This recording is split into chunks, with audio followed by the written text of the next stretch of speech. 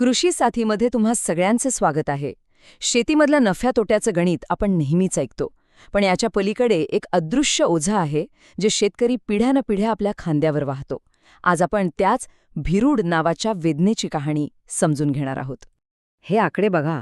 एकरी खर्च 55,000 रुपये आणि उत्पन्न फक्त 27,000 रुपये. हे फक्त आकडे नाहीत, हे एका शेतकऱ्याच्या घामाचं, त्याच्या कष्टाचं वास्तव आहे. खर्च आणि उत्पन्नातली ही जी दरी आहे ना, ती त्याच्या आयुष्यात जे वादळ निर्माण करते ते या आकड्यांमध्ये कधीच दिसणार नाही. आपण या विषयाच्या खोलात जाणारच आहोत, पण त्याआधी एक छोटीशी गोष्ट. जर तुम्हाला वाटत असेल की शेतकऱ्यांच्या अशा कथा, त्यांच्या न बोललेल्या व्यथा समोर यायला हव्यात, तर कृषी साथी चॅनलला सबस्क्राईब करायला विसरू नका. बाजारातले भाव तर रोजच वरखाली होतात, पण त्या चढ उतारांच्या पलीकडे एक खूप कठोर आर्थिक सत्य दडलेलं आहे. एक असं गणित जे शेतकऱ्याचा प्रत्येक दिवस ठरवतं. आणि अनेकांसाठी ना हे गणित कधीच जुळत नाही. म्हणजे जेव्हा पिकावर केलेला खर्चसुद्धा त्यातून निघत नाही, तेव्हा ते फक्त एका हंगामाचं नुकसान नसतं. तिथूनच संकटांचे कशी साखळी सुरू होते, जी वर्षानुवर्षे शेतकऱ्याला मागे खेचत राहते. पण आपण या समस्येकडे फक्त आर्थिक दृष्टिकोनातून नाही, तर एका मानवी दृष्टिकोनातून पाहूया. या न जुळणाऱ्या गणिताची खरी किंमत काय आहे? एक शेतकरी नक्की काय काय गमावतो?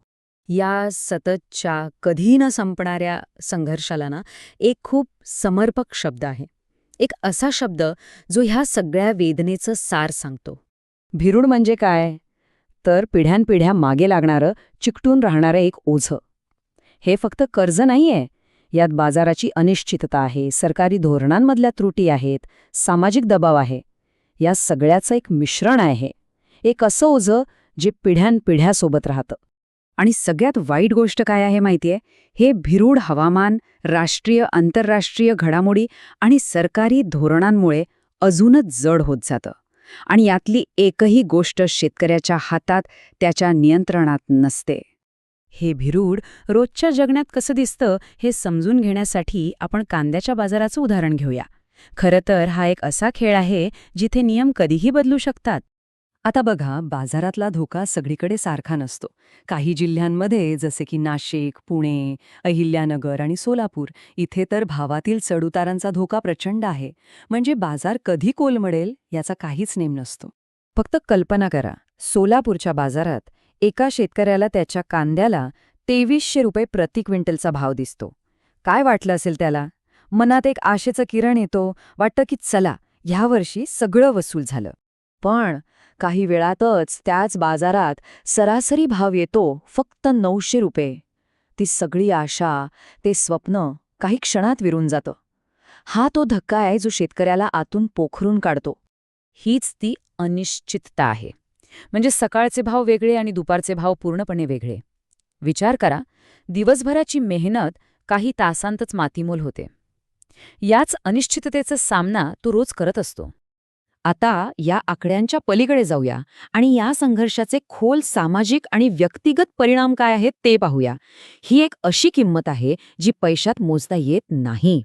हे कसं होतं बघा. सगळ्यात आधी बाजारात भाव पडतो. मग सावकार आणि बँकेचं कर्ज फेडता येत नाही, ते पाश आवळले जातात. समाजात जाहीर अपमान होतो, लाज वाटते, मुलामुलींची लग्न ठरवताना अडचणी येतात आणि या सगळ्याचा शेवट होतो प्रचंड मानसिक तणावात. हे एक दुष्टचक्र आहे. एका शेतकऱ्याचं हे वाक्य ऐका, मला आता माझ्याच घरात राहायची लाज वाटायला लागलीय. विचार करा, ज्या घरात आपण जन्मलो वाढलो त्याच घरात सुरक्षित वाटत नाही, स्वाभिमानच शिल्लक राहत नाही. यापेक्षा मोठी वेदना काय असेल? पण या अंधारातही काही जण कलेच्या माध्यमातून एक आशेचा किरण दाखवत आहेत. या समस्येवर केवळ चर्चा न करता ते एक उत्तर शोधत आहेत. एका समाधानासाठी एक मंच उभारत आहेत. भिरूड नावाचे एक नाटक जे नाशिकमध्ये सादर होत आहे. दिग्दर्शक प्रणव भोसले आणि त्यांची टीम शेतकऱ्यांची हीच व्यथा रंगमंचावर मांडत आहेत. खरं तर ते फक्त शेतकऱ्याची कहाणी नाही, तर आपल्या ताटातल्या प्रत्येक घासामागची कहाणी सांगत आहेत. आणि ह्या नाटकाचा उद्देश कोणाला दोष देणं किंवा कोणावर टीका करणं नाहीये, तर शहरातल्या आणि गावातल्या लोकांमध्ये एक सहानुभूतीचा पूल बांधणं आहे, जेणेकरून आपल्याला कळेल की आपण खातो त्या अन्नामागे केवढी मोठी मानवी कहाणी दडलेली आहे. हा फक्त एक उपक्रम नाहीये, यामागे एक खूप मोठा सामाजिक उद्देश आहे. आणि आपण ह्यात कशी मदत करू शकतो? चला पाहूया. तर या नाटकातून जमा होणारी सगळी रक्कम, एक रुपया, आत्महत्या केलेल्या शेतकऱ्यांच्या मुलांच्या शिक्षणासाठी दिला जाणार आहे. म्हणजे कलेच्या माध्यमातून एका ठोस, सकारात्मक बदलाकडे टाकलेलं हे खूप महत्वाचं पाऊल आहे. या समस्येकडे बघण्याचा एक वेगळा प्रणालीगत दृष्टिकोनही आहे. डॉक्टर बाबासाहेब आंबेडकरांनी 100 वर्षांपूर्वीच म्हटलं होतं की शेतीला उद्योगाचा दर्जा दिला पाहिजे. पण तो विचार आजही प्रत्यक्षात आलेला नाही. आणि हाच प्रश्न आज आपल्या सगळ्यांसमोर उभा आहे. जर शेती हा उद्योग नाही आणि तो एक फायदेशीर व्यवसायही नाही, तर मग ती नक्की आहे तरी काय? आपल्या समाजात तिचं स्थान काय? यावर आपण सगळ्यांनी मिळून विचार करायला हवा.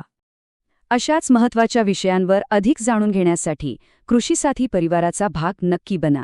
चॅनलला सबस्क्राईब करा आणि या महत्त्वाच्या संवादात सामील व्हा. धन्यवाद.